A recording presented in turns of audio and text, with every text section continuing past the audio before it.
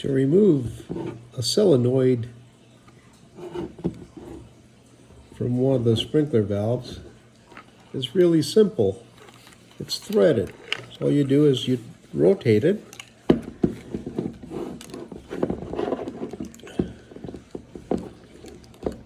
You rotate it.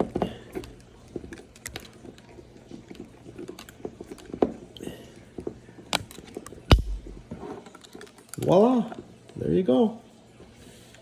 So if the solenoid goes bad, this is how easy it is to replace it. This is the manual open and close. Put it back. Put it back here. And I'll thread it back together.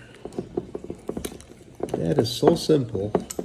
What made me think of it was I could hear one of the solenoids buzzing. It's a 20-year-old sprinkler system, so solenoids don't last forever. That's how simple that is. You may have to buy the whole assembly, but you could take it apart. You could replace the diaphragm. You could replace broken caps on the anti-siphon side.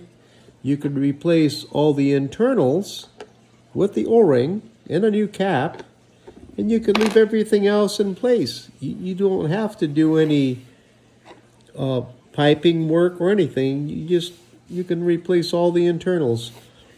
It took me, I went to 4 different supply houses, irrigation supply places, Lowe's and Home Depot as well, and they didn't carry Irritation products. They have Orbit, and they have more commonly used today, but this is an older system. I had to go to an irrigation store, and they carried the repair kits, which is really nice. Instead of paying $30 or $35 for the whole assembly, well, this only cost $12, and then the internals on here were inexpensive as well.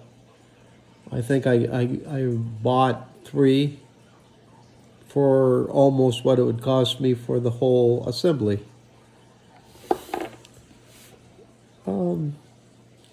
Live and learn.